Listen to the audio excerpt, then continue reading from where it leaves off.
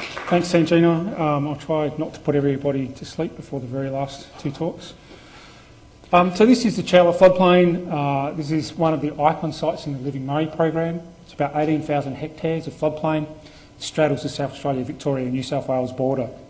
So this is the River Murray flowing from right to left, flowing downstream. And a key feature of this reach of the river is Lock 6. So the floodplain sits adjacent to Lock 6. And what this means is that these creeks that leave the River Murray upstream of Lock 6 flow into the floodplain and join and then re-enter the River Murray below Lock 6 in the Lock 5 weir pool, have a very strong hydraulic gradient through them, and they're fast velocity habitats, and these are very, very rare in the River Murray. They probably existed all throughout the river. Those people that were here yesterday with a talk that Rob Daly gave would have seen that there was a lot of hydraulic diversity and fast-flowing habitats throughout the river, and that they've been removed by the weirs. So this is quite a unique habitat from a hydraulic perspective. If you step up onto the floodplain, one of the key features of this floodplain is the river red gum and black box forest and woodland areas that are present. Now, some of the areas like this one over here, this is in the Lock 6 flush zone, are in really good condition. The trees are in good condition. There's a good diversity of size classes. There's good understory. There's good leaf litter mulching the soil profile. On the other side is in the middle of the floodplain, and these trees are clearly in very poor condition, and most of them are physiologically effectively dead. Now, the main reason for this is lack of flooding over the recent decades due to river regulation and the way that we run the river and the way we deliver water down the river, combined with the saline groundwater that undersits a floodplain that Juliet just spoke about before.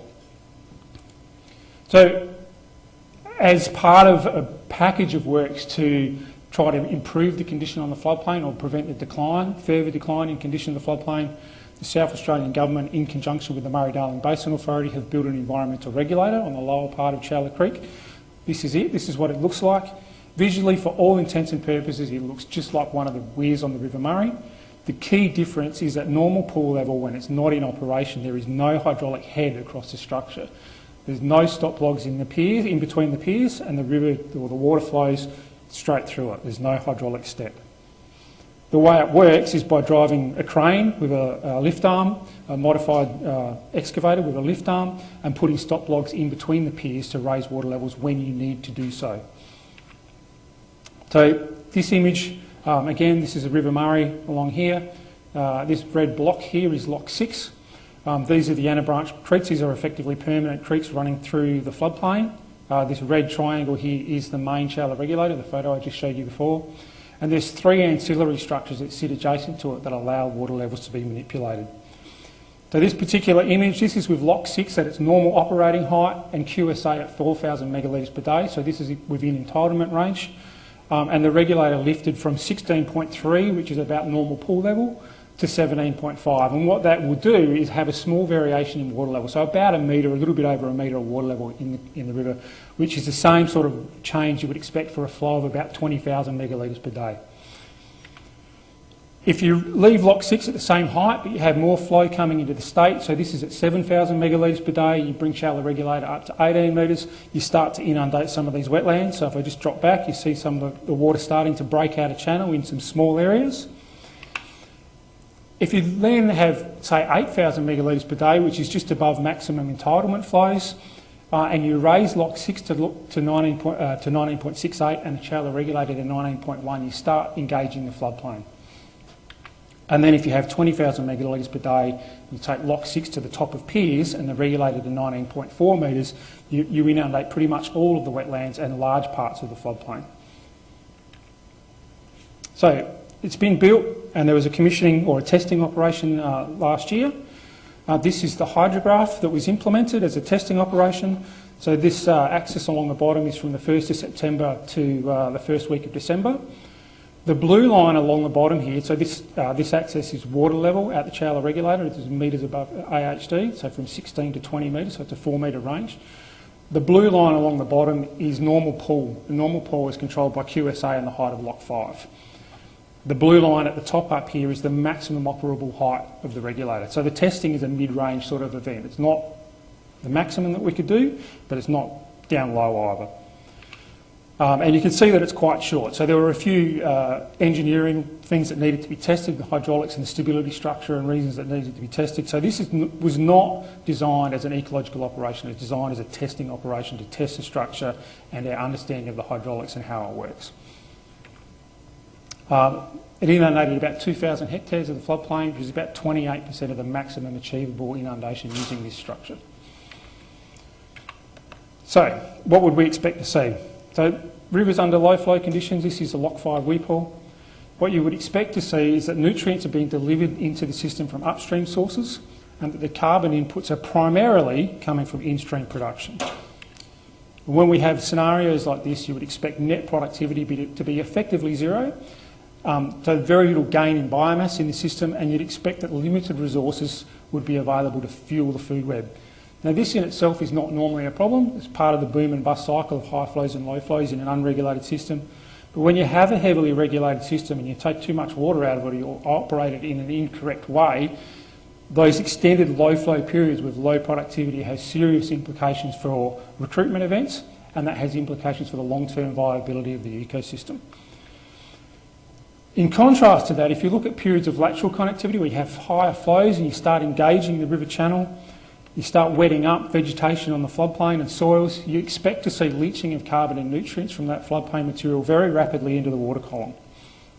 And those resources become available to fuel the food web. Now, this is an extremely simplified food chain, but it's useful for the point of the conversation. So you'd expect to see those nutrients and resources moving into phytoplankton and zooplankton and up through the food web to higher and higher trophic levels. Some of those resources will also go through the microbial loop, and some of the bacteria and these nanoflagellates and the sort will be grazed by zooplankton, and then those resources will become available to go into the higher trophic levels. This is what you'd expect to see during flood phases. So if we just look at this first part, look at the leaching of carbon and nutrients and what happened. This is a schematic of the system. So the light blue running along here is the river channel. This is Lock 6 and Lock 5 downstream, and the location of the Chowla regulator. So these two green sites that just popped up, these are our reference sites. So we have one upstream of Lock 6 where the water's leaving the Lock 6 weir pool and flowing into the river, and we have one downstream of Lock 6, but it's still upstream of the return flows. We have 3 sites within the Anna Branch, in the Anna Branch creeks. There are 3 sites in the river downstream, and these are spaced deliberately so that we can have a look at the longitudinal transport of the resources. So we're looking at 3.5 kilometres, 17 kilometres and 40 kilometres downstream from the return flow. There are 2 sites on the floodplain, and there are 3 sites in temporary wetlands on the floodplain as well. So if we just firstly look at the lateral influence. So these are the sites here. So we have our upstream control site, we have our downstream receiving body, and we have our within Anna Branch impact site. So this is dissolved organic carbon. This is the red line here is the hydrograph that I showed you before, the same sort of time series from the 1st of September through until the middle of December. This is dissolved organic carbon from 1 to 10 milligrams per litre. So these are colour-coded, but the black circles are effectively our control site, and the yellow is the water in the Anna Branch, in the impounded area, and the red is downstream. So what you can see is at the peak of the hydrograph and on the recession of the hydrograph, the floodplain is delivering organic carbon. There's more organic carbon in the Anna Branch, and that carbon's being delivered into the river system. If we look at total phosphorus, we see the same sort of pattern. Again, the black is our upstream reference, and we're seeing total concentrations of total phosphorus are elevated both in the Anna Branch and in the receiving water at the peak of the hydrograph and through the recession. Now if we just look at the longitudinal influence, so using this site here as our upstream reference site and the 3 downstream sites, to look at total phosphorus as an example, again the red trace is our hydrograph. The black is our control site, and you can see at the peak of the hydrograph and on the recession, total phosphorus concentrations are elevated all the way down the Lock 5 weir pool. So the phosphorus coming out of the Anna Branch is travelling all the way down the weir pool. So the spatial impact of this floodplain as a source of nutrients, even in a small-scale inundation, is quite substantial. Why do we care? One of the potential hazards with environmental watering is the creation of blackwater events. And blackwater events are characterised by high concentrations of dissolved organic carbon sufficient to discolour the water so that it actually goes black or looks like tea. And they're typically, but not always, associated with low dissolved oxygen. And that can be hypoxic, and we saw an event in the 2010-11 high flow where a large proportion of the Murray cod died as a result of low dissolved oxygen throughout the river system. This photo is from the Darling Anna branch in New South Wales. It's a temporary system, and this is from an environmental flow. And you can see that the water is very darkly discoloured, it's not mixing well, and it was hypoxic. So this is the sort of thing that you don't really want to happen. So we looked at the DOC, and DOC was elevated, but it wasn't, certainly wasn't high enough to be causing any concern. In fact, it was beneficial. So if we look at dissolved oxygen, this plot, again, has the red trace of water level, our hydrograph. And the same series of dates, but this is dissolved oxygen on this axis from 4 to 14 milligrams per litre. The broken reference line running across here is at 6. Now 6 milligrams per litre is a guideline value for healthy ecosystems, so you would like to be staying above 6 milligrams per litre. The blue trace is dissolved oxygen measured upstream of Lock 6, so our reference site, and the black trace is dissolved oxygen measured in the middle of the Anna branch, and these are 5 minutes measured, dissolved oxygen measured every 5 minutes. So you can see that dissolved oxygen is lower in the Anna branch, but there's not a large decline in dissolved oxygen through the hydrograph, so there's no deoxygenation occurring.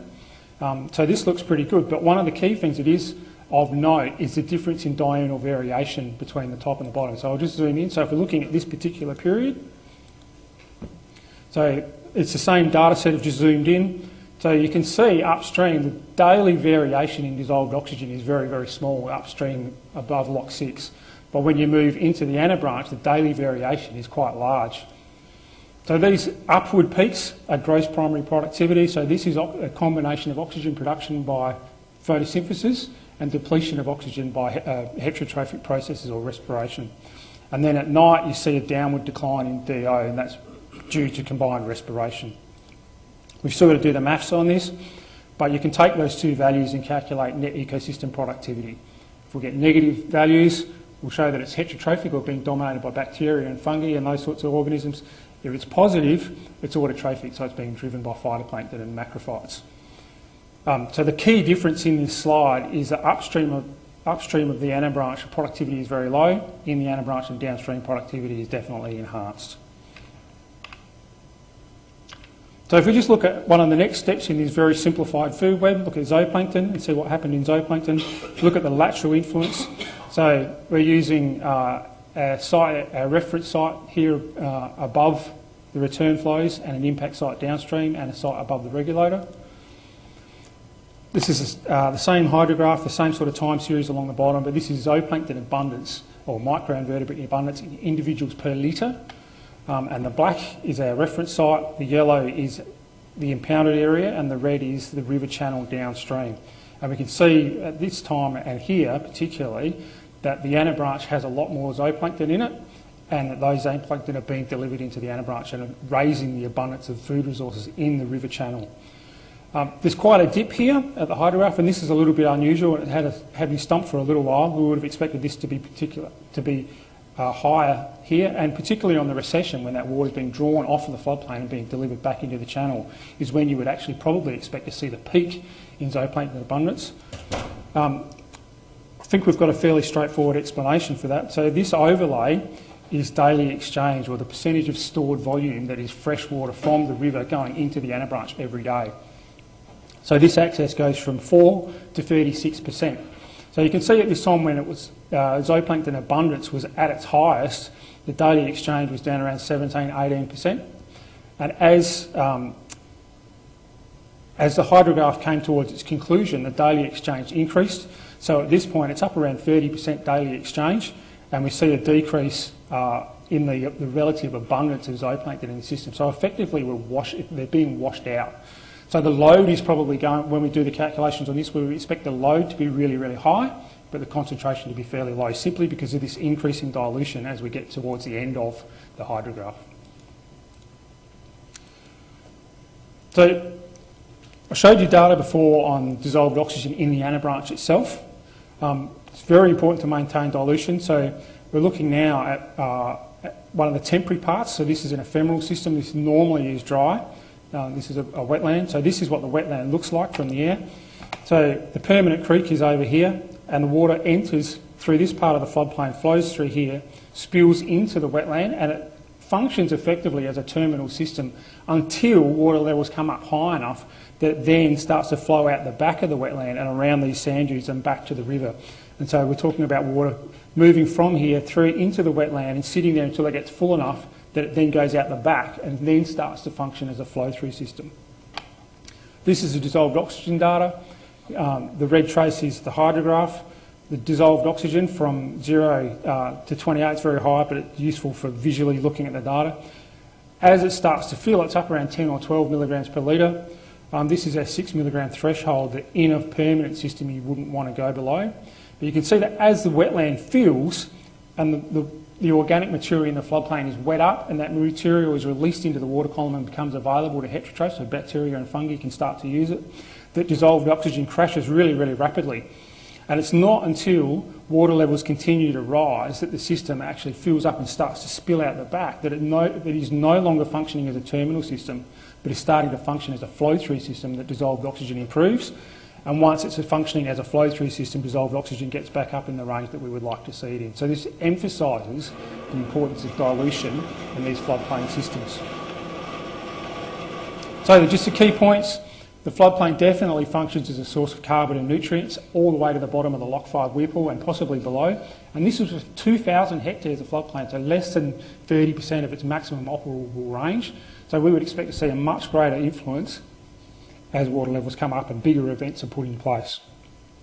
The return flows stimulate open water productivity, and they definitely deliver food resources into the system. But it's critical to maintain DO, or maintain exchange on the floodplain to maintain DO. Thank you.